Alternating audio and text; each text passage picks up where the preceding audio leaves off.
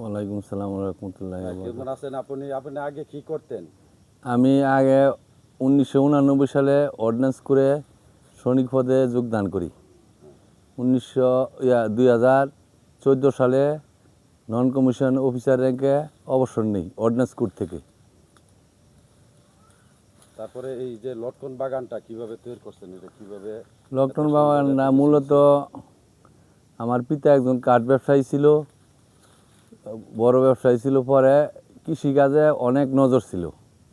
কৃষিকাজে লকডাউন বাগান, মালটা বাগান, লেচু বাগান, কাঁঠাল বাগান, তারপর আনারস, পেয়ারা পর্যাপ্ত পরিমাণ লাগাইছে এবং অজস্র পরিমাণ লকডাউন আমাদের বাগানে হয়েছে। বর্তমানে আমরা 3 ভাই এগুলা। আপনার নিচ থেকে উপর পর্যন্ত হ্যাঁ, দেখেন অনেক পুরা গাছটির মধ্যে পুরা ভর্তি আছে লটকনে, দেখেন অনেক সৌন্দর্য।